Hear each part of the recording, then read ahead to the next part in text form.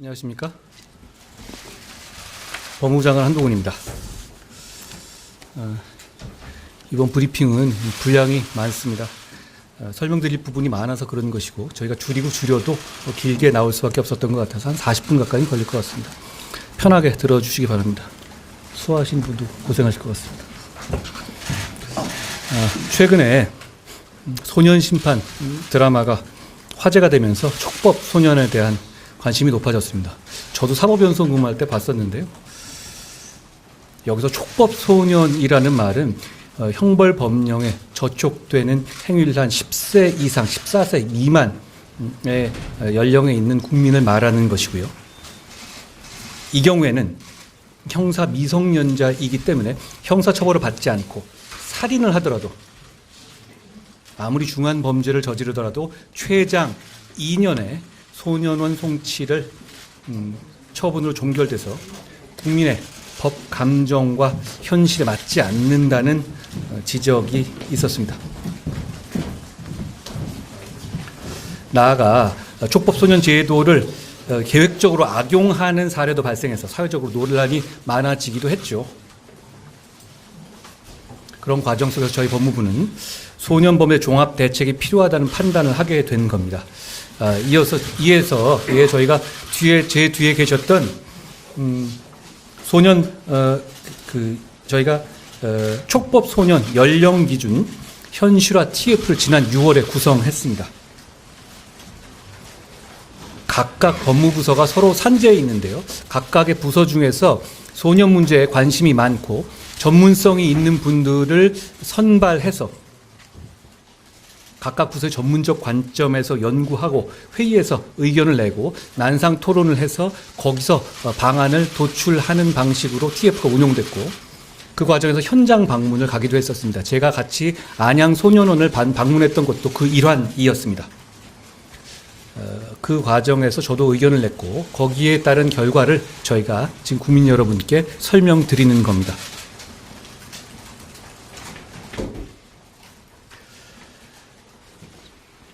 저희는 단순한 엄벌주의나 연령 하향이 오늘 말씀드리는 그 주가 아니라는 점을 말씀드립니다. 소년 범죄자의 교화와 피해자의 보호가 저희가 말씀드리고 싶은 핵심입니다. 그럼 지금부터 소년 범죄 종합대책의 주요 내용에 대해서 설명드리겠습니다. 꽤 길 수 있으니 차분히 마음 편히 들어주시면 좋겠습니다. 차례는 보시는 바와 같고요. 먼저 형사 미성년자 연령을 현행 14세에서 13세로 70년 만에 한 살 낮추겠습니다. 이와 같이 형사 미성년자 연령의 하향을 추진하게 된 배경에 대해서 제가 말씀드리겠습니다. 최근 촉법 소년의 범죄가 증가하고 있고 범행 수법이 흉포화되고 있는 것이 통계적으로 확인되고 있습니다. 그리고 촉법 소년의 제도를 범행에 적극적으로 악용하는 사례 등으로 인해서 그러니까 촉법 소년을 데려다가 범행을 시키는 경우까지도 있었죠.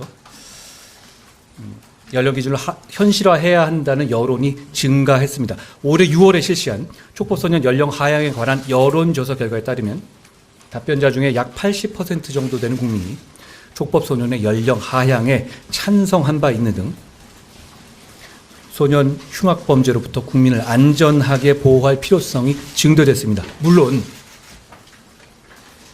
여론이 찬성한다는 이유만으로 이 문제를 결정하겠다는 결코 아닙니다. 다만 지난 70년간 바뀌지 않은 이 제도를 변경할 만한 사회적 공감대가 형성되어 있다는 점을 말씀드리는 겁니다. 잘 아시다시피 지난 대선 과정에서 여야 대선 후보 모두 촉법소년 연령 하향을 공약으로 내세웠고 여당과 야당 모두 촉법소년의 연령 하향에 관한 법률안을 제출한 바 있습니다. 그렇기 때문에 정치적 문제 내지는 합의의 문제라기보다 과연 이것이 그럴 만한 논거가 있는 것인지 그럴 만한 이유가 있는 것인지를 고민할 단계라고 보고 지금부터 저희가 어떤 근거에서 이런 수치를 냈는지를 설명드리겠습니다. 형사 미성년자의 연령 하향 필요성에 대해서 먼저 설명드립니다. 먼저 촉법 소년의 범죄가 분명히 증가하고 있습니다. 전체 소년 인구는 아시다시피 감소하고 있잖아요. 그러니까 왜 이걸 같이 봐주셔야 되는 게 인구는 줄어드는데 범죄 수가 늘어나는 겁니다. 그러니까 실제로는 상당히 늘어나고 있는 것이다 라고 이 비교해서 생각해 봐주시면 좋을 것 같습니다. 전체 소년 인구는 감소 추세에 있음에도 불구하고 촉법 소년의 범죄는 2017년에 7,897건에서 2021년에 12,502건으로 증가했습니다. 특히 촉법 소년에 의한 살인, 성폭력 범죄 등 강력 범죄가 매년 지속적으로 발생하고 있습니다.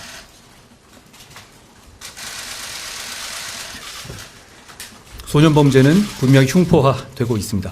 소년 범죄 중 강력 범죄의 비율이 2005년에 2.3%에서 2020년에 4.9%로 2배 가까이 증가했고요. 소년 강력 범죄 중에서 성범죄의 비율 및 건수도 급증했습니다. 심지어 소년 마약 사범도 2017년에 68명에서 2021년에 271명으로 약 140% 증가했습니다. 소년의 신체적 성숙도 및 사회 환경 변화 또한 70년의 세월을 고려할 필요가 있습니다. 현재 법이 제정된 1953년에 비해서 현재 소년은 많이 성숙했고 그에 따라 성년의 연령과 선거권 연령 하향 등 사회 환경이 연령에 따라서 많이 조정됐죠. 그럼에도 불구하고 형사 미성년자 연령은 70년간 변화 없이 그대로 유지되어 온 것입니다. 9번 볼까요? 다음으로 형사 미성년자 연령을 11살, 12살이 아닌 13살로 하향하는 근거를 말씀드리겠습니다.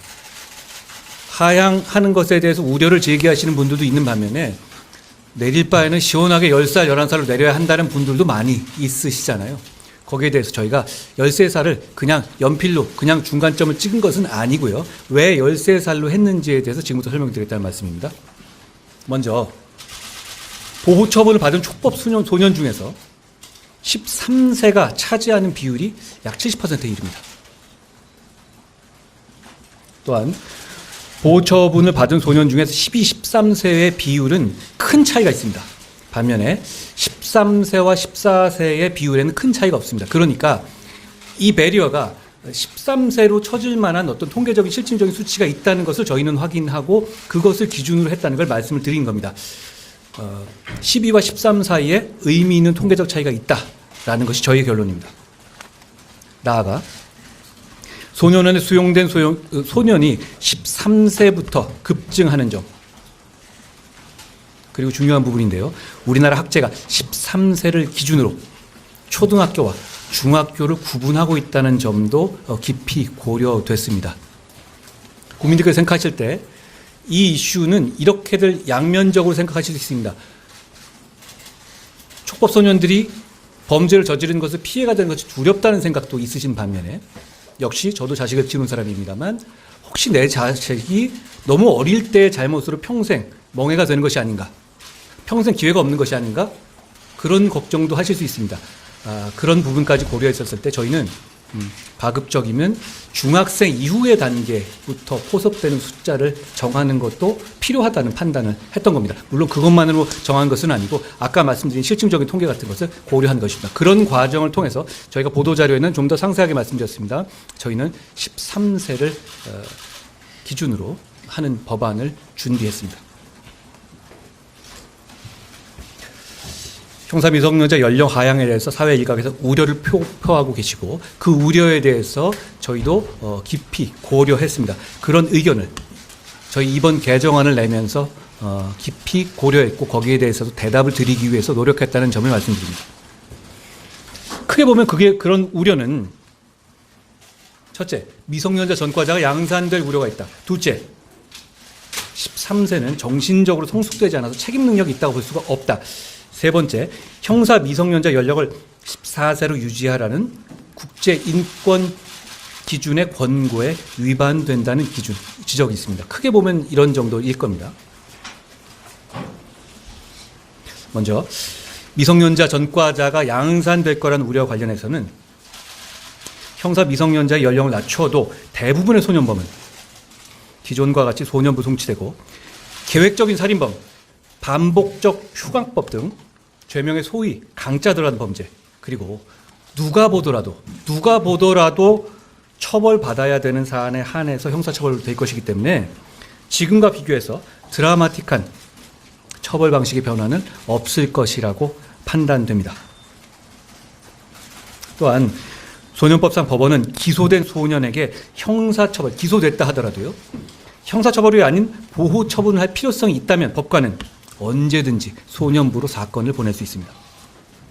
즉, 소년에 대한 형사처벌은 검찰과 법원이라는 준사법기관, 사법기관의 다중의 점검을 통해서 신중하게 결정될 것이기 때문에 미성년자 전과자가 양산될 것이라는 우려는 하지 않으셔도 좋을 거라는 생각이 듭니다. 다음으로 13세 소년의, 저희가 13세를 전제로 한 거니까 13세만 가지고 말씀드릴게요. 정신적 미성숙에 따른 책임 무능력 여부에 대해서 말씀드리겠습니다. 이건 어떤 뇌과학적인 분석이라든가 이런 근거로 해서 이런 우려를 하시는 분들이 실제로 많이 있습니다. 그런데 형법상 형사 미성년자의 연령은 뇌과학의 관점 등 생물학적 판단에 따른 그런 논리 필연적 결과가 아니라 형사 정책적 판단상으로 입법 재량에 속하는 영역입니다. 그렇기 때문에 통계 수치라든가 사회적인 어떤 학제 이런 것을 고려해서 정할 수 있는 겁니다. 헌법재판소도 이를 명시적으로 인정한 바 있고요. 실제로 미국에서도 뇌과학의 연구 결과를 형사 책임 능력에 직접 적용하는 것이 타당하지 않다는 취지의 견해가 있기도 합니다. 마지막으로 국제인권 기준의 권고 위배 여부입니다. 여기서 제가 다른 나라의 입법 예도 설명을 드리겠습니다. 유엔 아동권리위원회는 형사책임 최저 연령이 만 12세 이상인 국가는 그 연령을 낮추지 않도록 하는 권고 의견을 낸 바는 있습니다. 다 아시겠지만 권고 의견이고 저희가 존중하지만 그게 법적으로 국가가 기속되는 의견은 아니라는 점은 다 알고 계실 겁니다. 형사 미성년자 연령은 그 나라의 문화적 특성과 사회적 환경에 따라서 국가마다 대단히 다양합니다. 형사 미성년자 연령이 13세 미만인 선진국도 다수 존재합니다. PPT상에 해외 입법력, 선진국의 해외 입법력과 한번 비교를 해보면 미국의 경우에도 다수의 주에서 10에서 13세 미만으로 규정하고 있습니다. 13세 아래쪽이 상당히 많이 있습니다. 그리고 잉글랜드, 영국 중에서 잉글랜드, 그리고 호주는 10세 미만으로 하고 있습니다. 캐나다 12세 미만, 프랑스 13세 미만입니다.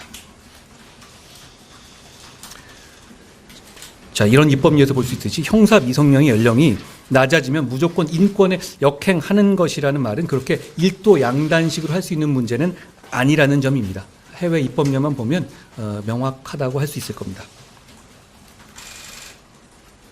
정책적으로 정할 수 있는 문제라는 점을 제가 다시 한번 말씀드린 거고요.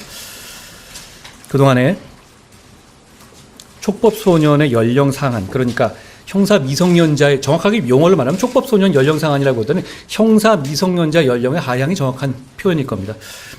12세로 하느냐, 11세로 하느냐, 13세로 하느냐의 논란이 있었고요. 실제로 여러 가지 의견들이 존재해 왔습니다만 저희는 지금까지 저희가 말씀드린 실증적인 분석과 형사 정책적인 이유를 고민 끝에 13세로 정했다는 점을 말씀드립니다.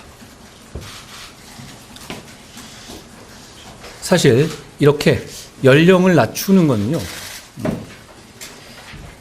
연필 한 자루만 있으면 충분한 일이죠. 그냥 이렇게 바꾸면 되는 거 아닙니까? 그런데 저희가 이렇게 고민하고 저희가 이 TF를 각 부서에 있는 젊은 직원들 그리고 전문가들, 의욕 있는 직원들을 모아서 저희가 한번 처음부터 검토한 이유는 이게 그렇게 단순한 문제가 아니라는 겁니다. 뭐 연필 하나로 바꿀 거라면 제가 그냥 바꾸면 되는 문제입니다. 여야 모두 찬성하잖아요. 대선주자 모두 찬성하잖아요. 박수 치지 않겠습니까? 상당수가. 그런데 그런 문제가 아니라 이게 과연 국가 대계상 필요한지를 신중하게 검토했고, 그런 차원에서 저희가 13명의 팀원들에게 불철주야 몇 달 동안 연구를 한 것이라는 걸 말씀드리고요. 그런데 이게 저희가 이렇게 오래 걸린 이유는 연령 하향의 문제가 아니라 이번 기회에 그동안에 70년간 해소되지 않아왔던, 그러니까 문제는 소년범에 대한 그 제도가 70년간 연령이 안 바뀌었다는 뜻은 저희가 소년범에 대한 어떤 처우라든가 그 개선 방향에 대해서도 그만큼 신경을 못 썼다는 얘기도 사실 될 겁니다. 그런 차원에서 이번 기회에 저희가 엄벌주의가 아니라 소년을 계호하고 그리고 우리나라의 미래를 생각하고 피해자를 생각하는 제도를 우리가 만들어낼 수 있는 게 있는지를 상상력을 동원하고 할 수 있는 걸 모두 동원해서 각 부처별로 각 저희가 내부에 있는 관여하는 부서별로 의견을 내본 겁니다.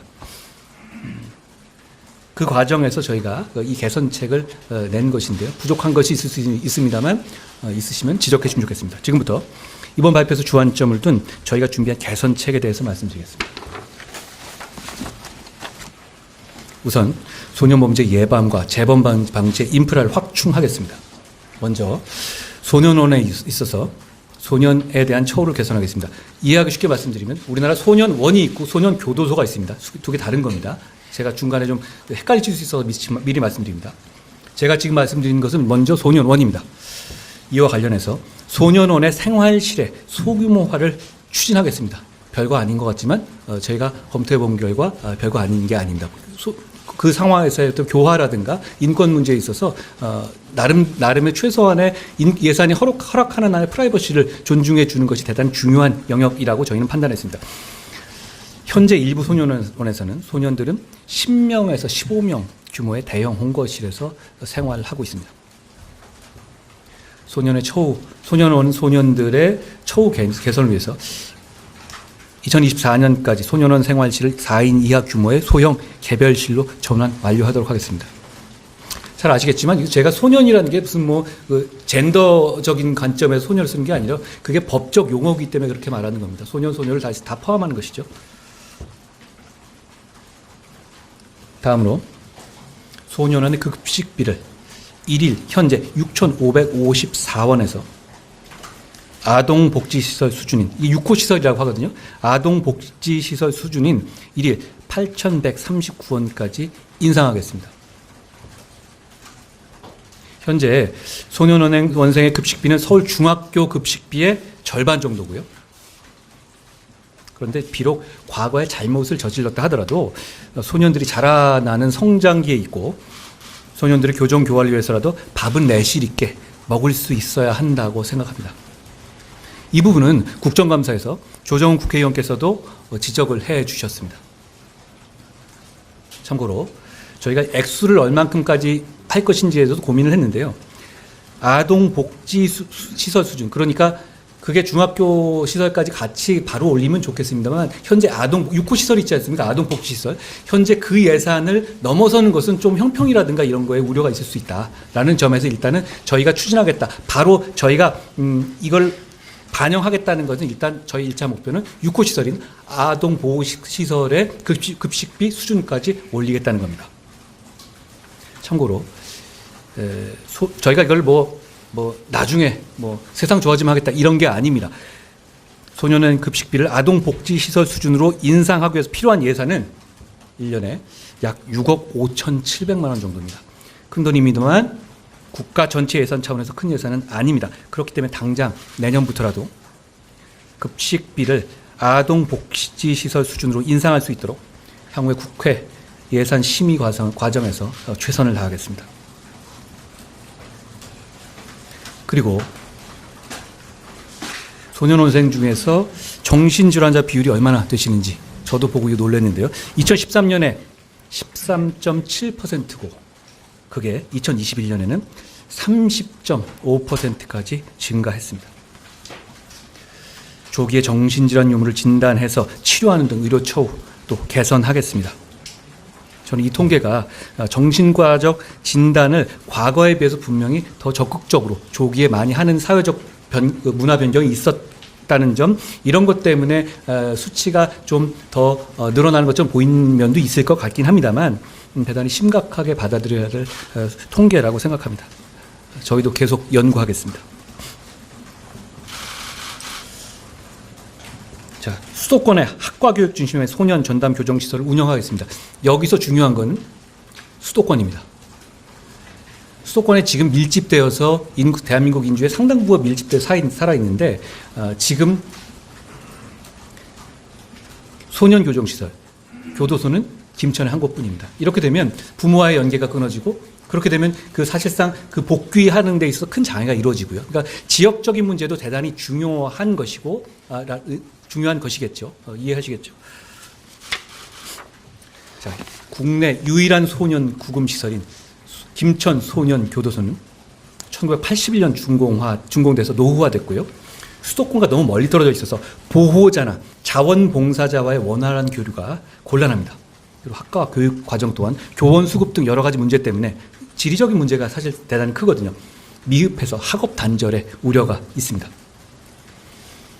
이런 문제점을 해결하기 위해서 2023년 하반기까지 수도권에 학과 교육 중심의 소년 전담 교정 시설을 새롭게 마련하겠습니다. 이렇게 얘기하면 지자체장들께서 박힌장하실 것 같아요. 수도권에 계신 분들이. 교정 시설을 하다 보면 이런 문제. 자, 그러면 혹시 이거를 우리 집 앞에 놓겠다는 거야? 새로 짓겠다는 거야? 이런 우려가 늘 있기 마련이고 저는 그 우려도 충분히 공감합니다. 그래서 제가 지금 말씀드립니다. 저희가 새롭게 마련할 소년 전담 교정시설은 새로운 부지에 신설하겠다는 것이 아니고요. 기존의 교정시설 내부를 조정해서 기존 성인 교정시설이 있었던 수도권에 있는 내부를 활용하는 것이기 때문에 이로 인해서 지역 주민들께 부담을 드리는 일은 없을 겁니다. 이와 같이 새롭게 마련되는 수도권 전담 교정시설에서 17세 이하의 소년범들을 대상으로 학과 교육을 강화하도록 하고 김천 교도소에서는 18세 이상, 그러니까 17세 이하의 학교를 다녀야 되는 친구들은 수도권, 그리고 18세를 넘어선 직업교육을 받을 분들은 김천, 이렇게 분류해서 18세 이상 소년범들을 대상으로 김천 교도소에서 소년 처우 대상자라는 개념도 있거든요. 무슨 얘기냐면 소년은 끝났지만 소년 처우를 유지해야 되는 23세까지의 이 재소자들도 있어요.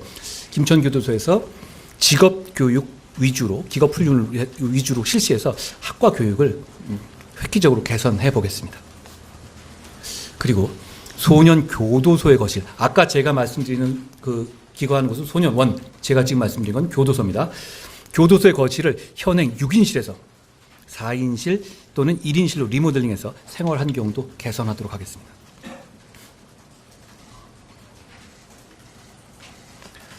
(19번) 갈까요?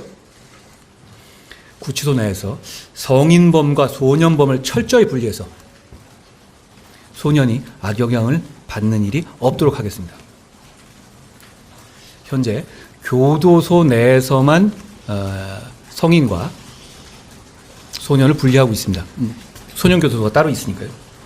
그런데 구치소 내에서는 성인과 소년을 혼거 수용하고 있습니다. 이거는 나름대로의 선의로 비롯된 조치였거든요. 그동안은. 이렇게 운영된 건 굉장히 오래됐고요. 그동안 구치소에서 성인과 소년을 함께 혼거 수용한 취지는 비교적 모범수인 성인을 그 방에 투입하고 소년과 함께 수용해서 소년들을 선도하는, 내부적으로 싸움 안 하게 하고 그렇게 하려는 생각을 가지고 추진됐던 겁니다. 그런데 저희가 이번에 실태 분석을 해본 결과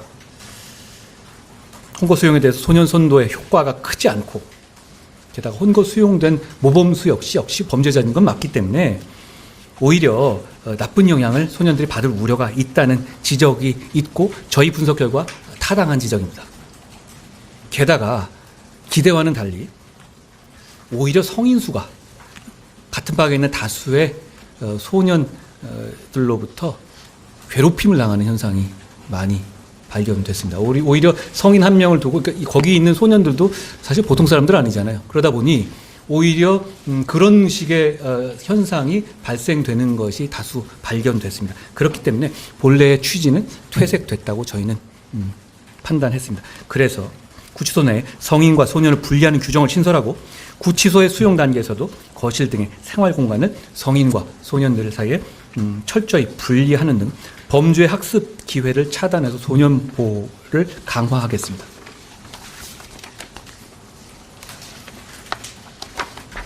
한 반쯤 왔습니다.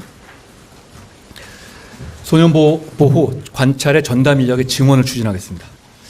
우리나라 경우 직원 1인당 보호관찰 대상자의 관리 인원은 OECD 국가에 비해서 너무 과다해서 충실한 보호관찰이 어렵습니다. 현재 228명인 소년 보호관찰 전담 인력이 OECD 국가 평균 수준에 도달할 수 있도록 전담 인력, 소년 보호관찰 전담 인력 59명 증원을 추진하겠습니다.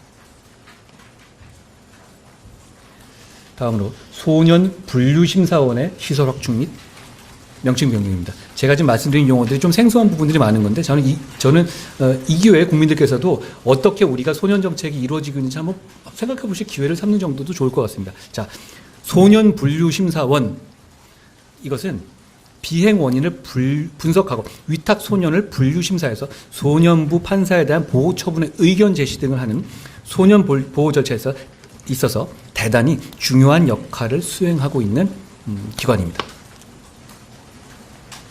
그런데 이와 같이 중요한 역할을 수행하고 있음에도 전국에 소년 분류심사원은 서울 소년 분류심사원 단 한 곳뿐입니다. 그러니까 서울이란 말 자체가 좀 무색하죠. 뭐 대한민국에 하나뿐인데요. 향후에 위탁 수요가 많은 지역을 중심으로 소년 분류심사원 2곳을 신설해서 비행 예방 교육과 분류심사 기능을 강화하고 과밀 문제를 해소하겠습니다. 그리고 뭐 느끼신 분들 계시겠지만 소년을 분류한다는 말 자체가 좀 모욕적이고 차별적인 뉘앙스가 있다는 지적이 많이 있어 왔습니다. 저도 그렇게 생각하고요. 그래서 소년 분류심사원 명칭 또한 소년 보호심사원 등 보다 좀 인권 친화적 이름으로 이번에 바꾸겠습니다. 내부적으로 지금 저희는 이런 정도의 예시 들어서 보호심사원으로 하는 안을 갖고 있는데요. 더 좋은 의견이 있거나 학계에서 말씀하시는 부분은 거기에 따르겠습니다. 다만 분류심사원은 좀 이상한 것 같습니다. 저희 TF 팀원들의 판단이었습니다. 다음으로 민간 참여 청소년 비행 예방센터를 신설하고 소년선도와 관련된 다양한 기관과의 연계를 강화하겠습니다. 괜찮으세요? 예. 청소년 비행 예방센터는 학교폭력 가해 학생, 기소유예 대상 소년범 등 비행 초기 단계의 청소년에 대한 비행 예방 교육을 담당하는 곳입니다. 현재 전국적으로 19개 청소년 비행 예방센터가 설치되어 있습니다만 법률의 근거가 없습니다. 그리고 각 부처마다 소년 관련 기관을 별도로 운영해서 체계적 지원이 어렵습니다. 그리고 다양한 민간 전문 기관을 활용한 교육이 어려운 상황입니다. 그렇기 때문에 이번에 청소년 비행센터의 설치 및 운영 근거를 소년법에 명시해서 체계적 교육 및 지원이 가능하도록 기반을 마련하겠습니다. 또한 지역사회의 청소년 관련 전문기관 등 민간이 참여하는 청소년 비행예방센터를 신설하고 교육부의 위센터, 여가부의 청소년 상담복지센터 등 타부처 소년 관련 기관과의 연계 강화도 추진하겠습니다. 다음으로 소년원과 소년교도소의 교육과 교정 과정을 강화하겠습니다. 먼저 소년 보호 처분을 개선하겠습니다. 현재 소년원에서 교육 성적이 양호한 경우는 임시 퇴원을 시키거든요. 소년을 나가게 해주는 것이죠. 이런 임시 퇴원한 소년에 대해서는 보호 관찰을 부과할 수 있습니다. 그런데 교육 성적이 나쁠 경우에는 만기 퇴원을 하게 되는데 이 경우에는 오히려 보호 관찰을 부과할 수 없는 모순점이 있다는 걸 저희가 확인했습니다. 그렇기 때문에 향후 소년법을 개정해서 소년원 송치 처분 자체에 대해 처분 시에 보호 관찰을 병과할 수 있도록 함으로써 처우의 연속성을 확보하고 만기 퇴원 소년에 대한 관리 공백을 해소하겠습니다. 보호 관찰의 부과 처분을 다양화하겠습니다. 현행 소년법상의 보호 관찰에 대한 부과 처분은 대안교육, 상담교육, 외출 제한, 보호자 교육으로 제한되어 있습니다. 그것만 가지고는 소년의 교육 교화에 충분하다고 보기 어렵다고 저희는 판단했습니다. 앞으로 환각 물질 등 중독 증세가 있는 소년에 대해서는 청소년 보호법상 청소년 전문 치료기관의 치료 및 재활을 받을 수 있도록 하고 보호 환경이 열악한 소년에 대해서는 아동복지시설에서의 보호를 받게 하는 등 부과 처분을 다양화함으로써 소년의 건전한 성장을 지원하겠습니다. 그동안은 소년들이 막 약물을 중독되고 마약을 탐닉하고 이런 거를 크게 상정하지 않았던 이런 제도였는데요. 지금 사회가 달라졌기 때문에 이런 부분에 대해서도 충분히 고려해야 할 때가 이제 된 것입니다. 30번 갈까요? 소년원과 소년교도소에서의 교육을 강화하겠습니다. 지금까지는 소년범죄에 대한 대책들이 소년범을 격리하고 교화한다는 성인범의 관점에서 접근되었던 점이 있습니다. 그렇기 때문에 소년범들이 대한민국의 의무교육과 무상교육을 받아야 하는 학생이자 대한민국 국민이라는 점을 충분히 고려하지 못하였다는 지적이 있고 저희가 보기에도 그런 면이 있었습니다. 그렇기 때문에 저희는 소년범들이 학업을 계속 이어갈 수 있도록 교육을 강화해서 학업이 중단되거나 단절되는 일이 없도록 노력하겠습니다. 소년범이 나중에 사회로 그리고 학교로 되돌아갔었을 때 그 사람의 인생이 이어져 갈 수 있도록 배려하고 노력해야 한다고 생각합니다. 그런 차원에서 부족하지만 이런 대책을 만든 것이라는 점을 말씀드립니다. 31번 갈까요? 소년 과정에서에 대해서 교육부와의 협력을 강화하겠습니다. 소년의 원활한 사회 복귀를 위해서는 학업의 지원이 필요한데요. 현재 원에는 교원의 인력 및 교육 기자재들이 부족한 상황입니다. 그동안 일부 지자체와 시범적으로 교원 교류 등을 실시한 사실은 있습니다만 교육부의 사업 범위에 소년원이 명시적으로 포함된 적이 없었습니다. 소년원 자체를 저희는 학교라고 부르고 있습니다만 실제로 보면 그게 학교가 아니라 교정시설적인 관점에서만 운영되어 온, 그게 주가 돼서 운영되어 온 것이죠. 그러니까 교육부는 소년원에 대해서 어떤 계획에 포함시켜서 뭘 한 적은 사실은 없었던 거예요. 그런데 이번에 교육부에 저희가 기초학력보장 종합개혁계획이라고 있죠. 저희는 이 계획은 모든 학생의 기초학력을 보장하는 국가 교육 책임제를 실현하기 위한 종합계획인데요. 이번에 저희가 교육부에 요청했고 교육부에서 그걸 수용하셔서 기초학력보장 종합개혁에 소년원이 처음으로 포함되도록 했습니다. 앞으로 교육 콘텐츠 지원 등 교육부와의 협업을 강화해서 소년원의 교육도 내실화하겠습니다. 소년교도소에서 검정고시반 필수과정, 대학 학과과정 신설 등 학과 교육을 강화하겠습니다. 이거 그냥 별거 아닌 것 같은데요. 이런 면이 있는 겁니다. 지금 현재는 어떠냐면요. 소년교도소의 수용자 중에서 희망자에 한해서 검정고시 교육을 받고 있고 검정고시 이후에 학과과정이 없어서 학업 단절이 불가피한 상황입니다. 그런데 대한민국은 중학교 의무교육을 실시하는 나라입니다. 그리고 고등학교 무상교육을 실시하는 나라죠. 그 입법 정신에 부합되도록 학과 교육을 충실하기 위해서 저희는 소년교도소에 수용된 소년에 대해서는 필수적으로 달라지는 건 이겁니다. 필수적으로 검정고시 과정을 수강하도록 하고 대학 진학준비반, 방송통신대학교반 등 대학 과정도 학과 과정도 신설하도록 하겠습니다. 의무교육과 무상교육의 기본 정신을 소년교도소에서도 유지될 수 있도록 하겠다는 것이 저희의 기본 생각입니다. 맞춤형 교정교화 프로그램을 신설하겠습니다. 소년 성폭력 사범의 맞춤형 심리치료를 실시하겠습니다. 소년교도소에 수용된 소년범들 중에서 성폭력 사범이 얼마나 될 거라고 생각하십니까? 70%입니다. 2022년 9월 기준으로요. 70%가 성폭력 사범인데 소년교도소 내에서는 그동안 소년 성폭력 사범에 특화된 심리치료가 부족했습니다. 앞으로는 소년들의 원활한 사회복귀를 위해서 소년에 맞춰진 성폭력 사범에 특화된 맞춤형 심리치료를 실시하겠습니다.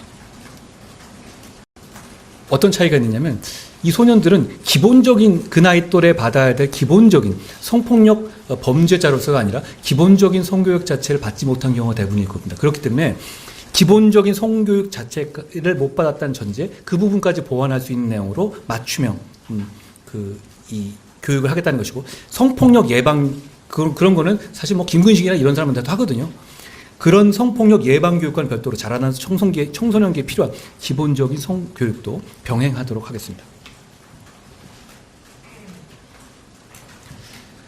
저희는 이번 계획을 준비하면서 소년 자체, 자라나는 소년에 대한 미래라든가 이런 안타까움도 있지만 이 범죄 피해로부터 피해를 입은 피해자들도 역시 똑같이 중시되어야 한다고 생각합니다. 왜냐하면 범죄 피해를 당한 사람 입장에서는 소년에 대해서 소년을 처우하거나 이런 거는 국가의 몫이잖아요. 피해자가 겪거나 해결해야 될 문제는 아닌데 소년에 대해서 어떻게 보면 처우라든가 이런 거를 강화하다 보면 범죄 피해자까지 역시 그거를 이해해주고 수인해줘야 된다는 그런 의무가 부과되는 식의 운용이 되어 온 것이 사실이거든요. 근데 그거는 국가의 임무입니다. 저희가 할 일이고 피해자는 피해자로서의 권리를 충분히 모두 다 모든 절차에서 행사할 수 있어야 한다는 것이 저희의 이번 조치 생각에 포함된 내용입니다.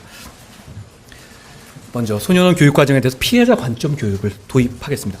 소년의 재범 방지를 위해서는 피해자 입장에 대한 이해가 불가결함에도 현재 소년원에서는 피해자 입장에 대한 이해를 돕기 위한 교육이 미흡합니다. 아직 어린 친구들이기 때문에 그 부분에 대해서 공감을 느낄 수 있는 교육 충분히 강화하겠습니다. 회복적 사법 프로그램을 소년원 교육에 도입하겠다는 말씀입니다. 피해자 문제는 제가 조금 다시 한번 말씀드리겠고요. 소년들의 원활한 사회 복귀를 위해서 수용시설의 가정 회복 기능을 강화하고 지역사회와의 연계도 강화하겠습니다. 먼저 소년교도소의 부모 등의 보호자 책임성을 부모에게 책임을 묻겠다는 것이 아니라 부모에게 부모로서의 역할을 다할 기회를 계속 이어갈 수 있도록 하겠다는 뜻입니다. 보호자의 책임성 강화를 위한 프로그램을 신설하겠습니다. 가정기능 회복을 위해서는 결손 유형에 대한 분석 및 보호자의 책임성을 강화하는 교육이 중요합니다만 현재 소년원에서는 체계적인 원인 분석에 따른 처우가 부족했고 소년교도소에서는 지금까지 보호자에 대한 그런 보호자들을 위한 프로그램이 없었습니다. 앞으로 소년원생에 대해서 결손 유형을 분석해서 가정기능 회복을 위한 다각적 처우를 실시하고 소년 수용자에 대해서 보호자를 대상으로 한 교육 프로그램을 신설해서 부모 등 보호자의 책임성에 대해서 같이 생각해 볼 기회를 갖도록 하겠습니다. 소년범들 재범 방지를 위해서 소년범들 정책의 핵심은 저는 이렇게 봅니다. 재범을 막아야죠. 나가서 똑같이 해가지고 성인부로 들어온다면 우리가 지금 하는 건 소용없을 것이고 정책의 핵심은 재범을 막고 정상적인 사회인으로 살아갈 수 있는 소양을 주는 겁니다. 지역사회와 연계를 강화하겠습니다. 결국 직업의 문제입니다. 어려운 문제고 쉽지 않은 문제입니다. 소년의 재범 방지를 위해서 출소 후에 직업훈련 등의 안정적인 사회정착 기반 조성이 대단히 중요한데요. 현재 지역사회와 연계된 지원 프로그램이 부족한 편입니다. 오히려 교도소 쪽은 꽤 있거든요. 근데 소년 부분에 대해서 그 부분이 좀 부족한 편입니다. 향후 고용부와 연계된 법무보호복지공단의 허그 일자리 지원 프로그램, HUG인데요. 약자가 아니라 이렇게 허그 얘기하는 겁니다. 이런 대상을 성인 중심에서 소년 수용자로 확대하고 소년 출원생을 대상으로 청소년 비전센터 교육을 다양화하는 등 자립 지원을 강화하겠습니다. 소년범에 대한 맞춤형 가석방을 도입하겠습니다. 현행법상 소년범의 가석방 허가 기준은 법적으로는 성인에 비해서 완화되어 있습니다만 실제 심사 기준은 성인보다 다소 엄격하게 운용되고 있는 것이 사실입니다. 그래서 대개 가석방이라든가 이런 기대 때문에 열심히 생활하고 이런 부분들이 있거든요. 이 교정시설 다 마찬가지입니다. 그래서 소년범들이 대부분 가석방에서 제외돼서 자포자기 심정으로 생활하는 경우가 많아서 재사회화에 악영향을 미칠 우려가 있다는 것이 저희 TF의 실증적인 분석이었습니다. 이러한 문제점을 해결하기 위해서 향후 소년범에 대한 가석방 심사 기준을 보완하고 취업 가능성이 높은 경우, 그러니까 가석방의 요건으로 취학과 취업 가능성을 충분히 고려하겠다는 겁니다. 가석방을 넓혀서 소년의 조기 사회 적응을 지원하겠습니다. 무조건 풀어주겠다는 뜻은 전혀 아니니까 그건 오해하지 마시고요. 또 저희가 굉장히 고민한 부분인데 소년범에 대한 취업 등 불이익을 최소화하기 위해서, 그러니까 이거는 이제 저희가 낮추는 촉법 소년에 대한 것이죠. 13세, 그러니까 저희가 하나 낮추게 되면 형사 미성년자가 13세에서 14세 사이에 이 전과자들이 생기게 되는 것이죠. 13세 범한 범죄에 대해서는 전과 조회 시의 회보를 제한하는 방안도 검토하도록 하겠습니다. 이건 여러 가지 있어서 제가 단언 드릴 수는 없는데 방향 자체는 그렇게 갈 수 있다고 봅니다. 이럴 수 있는 부분은 뭐냐면 어차피 이 법이 개정되기 전에는 처벌도 안 받았던 것이기 때문에 이 전과 자체를 이 회보를 제한한다고 해서 전과를 참고하는 여러 가지 기관에 있어서의 큰 업무에 있어서의 무슨 뭐 불합리가 생기지는 않을 것이라고 판단합니다. 전과 자체를 남기지 않겠다는 취지는 당연히 아니고요. 다음으로 소년 보호 절차에서 소년에 대한 인권 보호를 강화하겠습니다. 먼저 우범 소년에 대한 보호 처분을 개선하겠습니다. 기자님도 우범 소년 아세요? 못 들어보셨을 겁니다. 우범 소년이라는 게 뭐냐면요, 집단적으로 몰려다니면서 주위 사람들에게 불안감을 조성하거나 정당한 이유 없이 가출하거나 술을 마시고 소란을 피우거나 유해 환경에 접하는 성벽이 있고 앞으로 형벌 법령에 저촉된 행위를 할 우려가 있는 10세 이상의 소년으로, 뭐 뜨끔해하지 마시고요. 뭐 이런 사람 많잖아요. 형벌 법령에 저촉된 우려가 있는 행위를 할 우려가 있는 할 사람, 미래 얘기죠. 이런 10세 이상의 소년으로 소년법상 보호 처분의 대상이 됩니다. 이게 우범 소년입니다. 이런 경우에 있어서는 특별히 죄를 저지르지 않아도 2단계에서 소년법상의 조치를 할 수 있는 게 우리 규정입니다. 이와 같이. 그런데 우범으로 소년법원에 송치된 건수는 매년 증가하고 있어요. 2011년에 59건에서 2020년은 1446건까지 증가했고, 우범 소년 중에서 종국적으로 9호, 10호 소년원 가는 겁니다. 9호, 10호 소년원에 가서 있게 되는 첩은 9하고 10호 차이는 기간의 차이뿐이고 9, 10호가 제가 아까 말씀드린 소년원에 가는 거예요. 처분된 인원도 상당히 있습니다. 2022년에만 9월 기준으로 16명이거든요. 그런데 이런 우범 소년에 대해서는 실제로 범죄를 저지른 것이 아님에도 불구하고 소년이라는 이유로 범죄 소년에 적용되는 10가지 보호 처분이 모두 동일하게 부과될 수 있고 사회적 낙인의 우려도 있기 때문에 제도 개선의 필요성이 지속적으로 우리 사회에서 제기되어 왔습니다. 저희는 범죄를 저지르지 않은 소년들을 대상으로 구금까지 가능하도록 한 것은 정근대적 발상으로서 현대 민주주의와 우리나라의 헌법 체제에 맞지 않는 측면이 있다고 생각했습니다. 이와 같은 문제점을 개선하기 위해서 우범 소년에 대해서 최소한의 사법적 개입은 유지하되 장기적인 보호 관찰, 소년원 송치 같은 과도한 보호 처분을 폐지하는 방향으로 우범 소년에 대한 보호 처분 제도를 개선하겠습니다. 법원의 임시조치 결정에 대한 이의제기권을 신설하겠습니다. 현재 소년법상의 법원의 임시조치는요, 보호자와 소년 보호시설의 위탁, 병원, 요양소 등의 치료 위탁, 소년 분류심사원 위탁 등의 3가지가 있습니다. 그런데 말입니다, 소년법상의 법원 임시조치 결정에 대해서는 당사자인 소년이 이의제기를 할 수가 없습니다. 이에 대해서 소년의 권리 보장을 위해서 이의제기권을 마련해야 한다는 지적이 있어 왔습니다. 저희도 공감합니다. 향후 소년법에 임시조치 결정에 대한 소년 또는 보호자의 이의제기권을 신설해서 소년의 권리 보장을 강화하도록 하겠습니다. 외출 제한 감독 시스템을 개선하겠습니다. 소년에 대한 것인데요, 보호 관찰에 관한 것인데, 현재 야간 외출 대상자에 대한 감독 방식은 어떻게 되냐면 불시에 수시에 거주지에 전화를 거는 겁니다. 이런 음성 감독 방식이죠. 그러니까 부모나 누구의 전화 받고 있냐 없냐 물어보는 거예요. 그런데 이거에 대해서는 대상자 및 가정의 수면권을 침해한다는 등의 여러 가지 지적이 있었습니다. 프라이버시는 꼭 프라이버시 문제가 있을 수 있는 거잖아요. 최근의 기술 발전 상황들을 반영해서 향후에는 별도의 전화 없이 자동으로 재택 여부를 확인하는 스마트워치 방식. 그러니까 이거는 밖에 나갈 때 차야 되는 건 아닙니다. 안에 있을 때만 차고만 있으면 되는 것이니까 그런 방식으로 외출 제한 감독 시스템을 개선하겠습니다. 다음으로 제가 아까 말씀드린 소년범죄 피해자에 대한 보호를 강화하겠다는 겁니다. 소년범죄의 특징은 소년이라는 아직 자라나는 어떤 청소년에 대해서 완전히 국가가 포기하지 않아야 한다라는 의미도 있는 이 의미가 강한데요.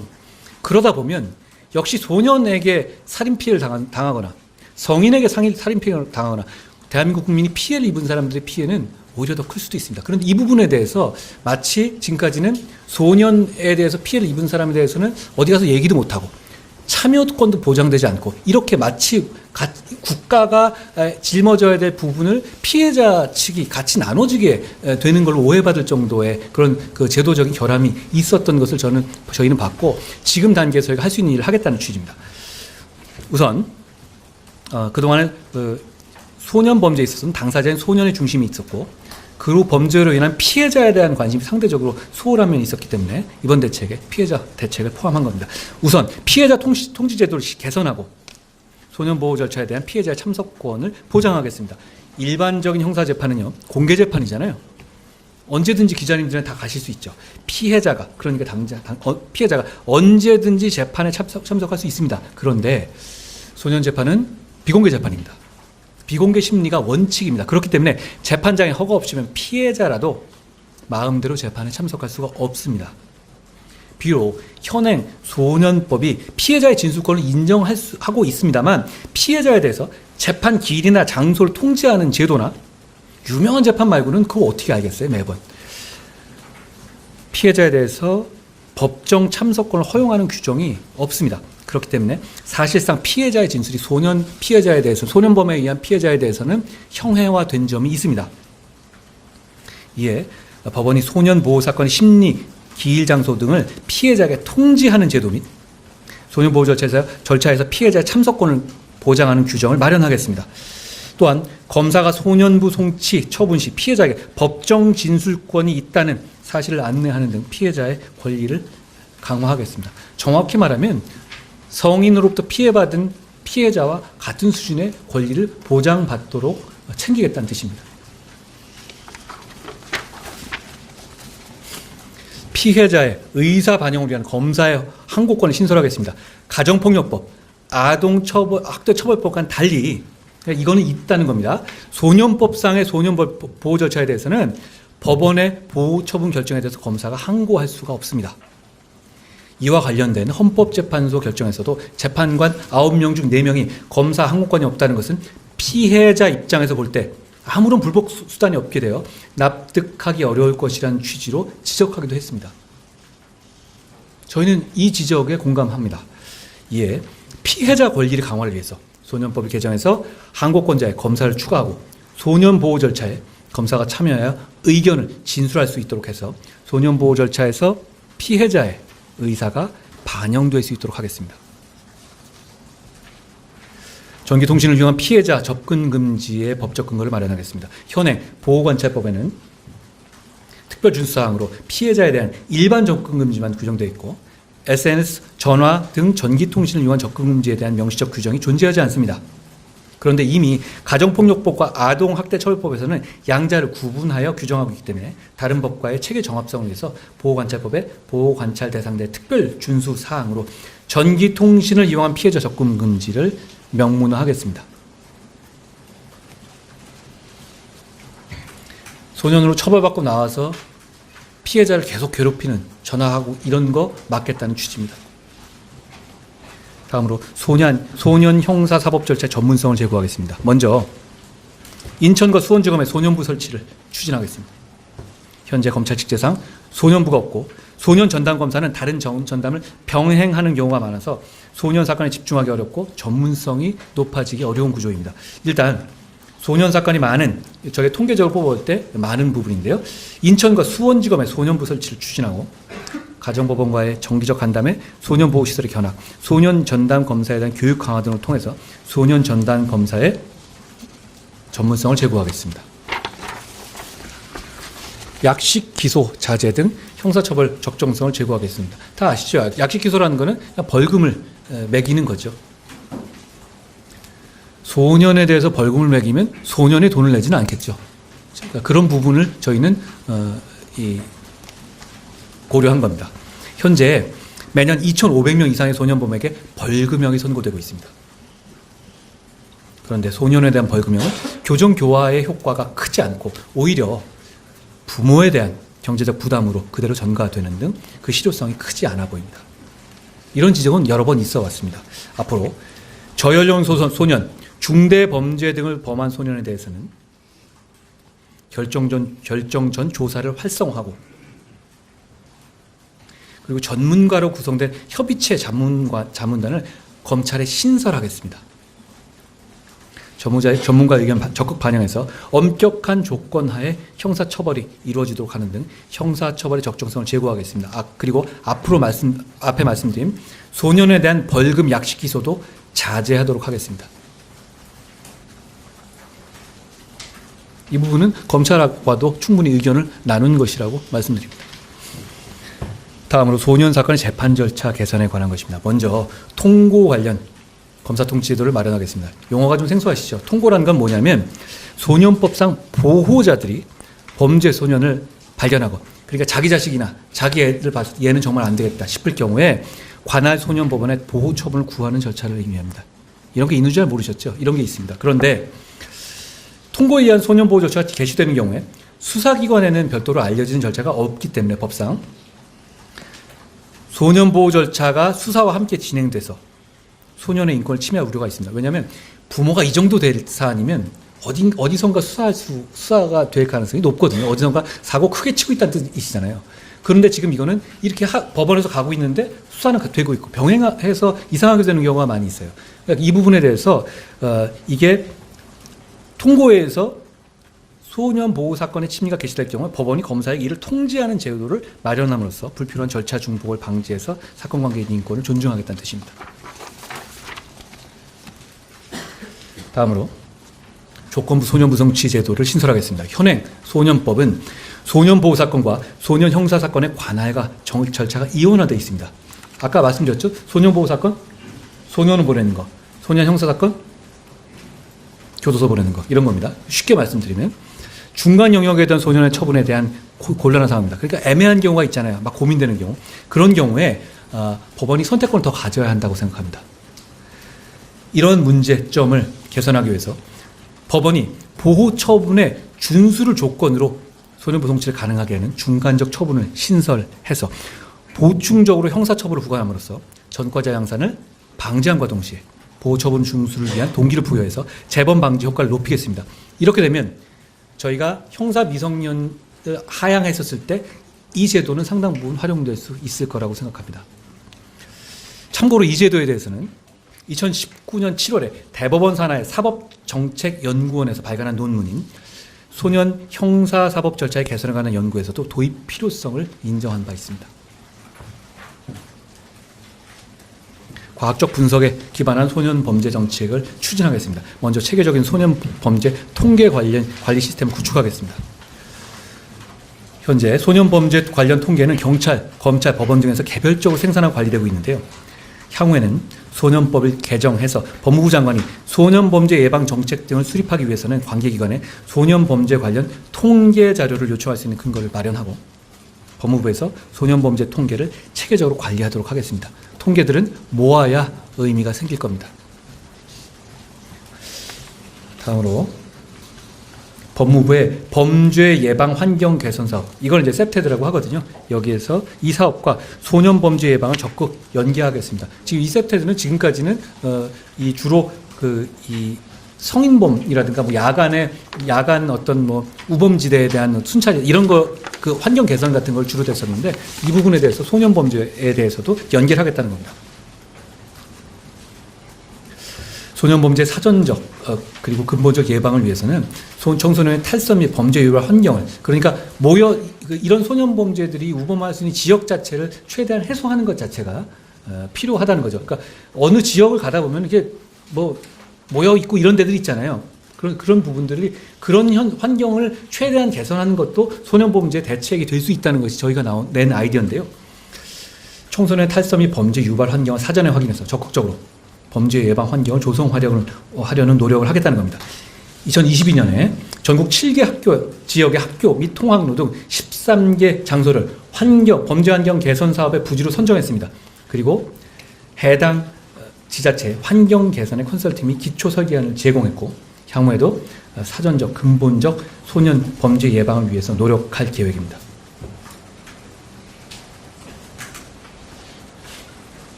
지금까지 법무부에서 마련한 소년범죄 종합대책의 주요 내용에 대해서 축약해서 말씀드렸습니다.